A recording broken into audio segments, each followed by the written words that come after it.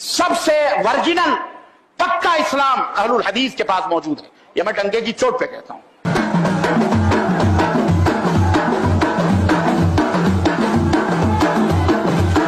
نام صرف ہمارا اہل حدیث ہے، کام اہل خبیثوں کے ہیں. کہا کہ ہاں بھائی ائمہ اربعہ کی اقتداء جو ہے یہ واجب ہے، اسی بنیاد پر کہ یہ بے راہروی نہ پیدا ہو جو آج ہمارے پائی جا رہا ہے. چار ہی پہ کیوں ہے بھائی؟ کوئی اور لے آئیے نا. کوئی مدون ہے مذہب، کوئی مذہب مدون ہے تو ٹھیک ہے آپ لے آئیے. اسحاق ابن راہوے کا مذہب مدون ہے، اگر مدون ہے تو ٹھیک ہے. ذہن میں رکھ لو.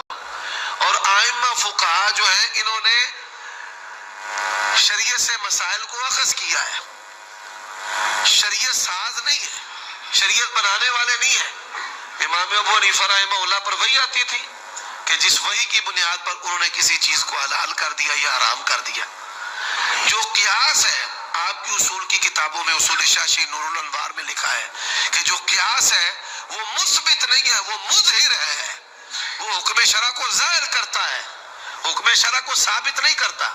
تو جب قیاس کی تعریف یہ ہے کہ وہ حکم شرع کو ظاہر کرتا ہے تو پھر امام ابو حنیفہ رحمہ اللہ جو ہے وہ حلال حرام کیسے بنانے والے ہیں؟ وہ اللہ اور اس کے رسول کے حلال حرام کو بیان کرنے والے ہیں. ہمارا تو بچہ مفتی ہے، ابھی پڑھے گا بعد میں فتویٰ پیدائشی طور پر دینا شروع کر دیں گے. ہم تو مفتیوں کے بارے میں خود کفیل ہیں. تو ان کا جو ہے مسئلہ وہ ہے تقلیدی لوگ، جو امام کا مسئلہ وہ سب کا مسئلہ. ہم تو ہیں بے پیرے لوگ، ہمارا تو امام ہی کوئی نہیں ہے، ہم تو بے مرشد لوگ ہیں. تو بچہ مفتی ہے. جو مقلد ہے وہ تو اپنے فکر سے وفادار ہے،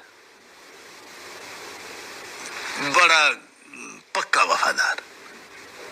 ٹھیک، اس کا فکر کیا ہے؟ کہتے جی میں مثلا فقہ حنفی سے میں وابستہ ہوں، جو وہ کہے گی میں تو وہی کروں گا. وہ کرتا ہے یا نہیں کرتا؟ صحیح. او بھائی اس میں یہ غلط ہے یار. وہ کہتا ہے یار یہ میرا مسئلہ نہیں ہے، یہ میری پرابلم نہیں ہے، یہ میری ٹینشن نہیں ہے، یہ غلط ہے، یہ صحیح ہے.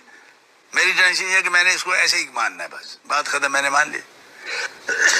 وہ وفادار ہو گیا. جو غیر مقلد ہے، یہ غیر مقلدیت جو ہے یہ فکر کیا ہے، اس کی حقیقت کیا ہے؟ یہ وہ ایسے ہی ہے کہ وہ سبحان اللہ کی اب تسبیحیں نکال رہے ہیں لیکن سبحان اللہ کا آپ کو پتہ نہیں ہے کہ یہ سبحان اللہ ہوتا کیا. تو میں یہ سمجھتا ہوں کہ جو غیر مقلدیت کے فکر سے جو وابستہ لوگ ہیں ان کا فکر تو ٹھیک ہے لیکن یہ اپنے فکر کے وفادار نہیں ہیں.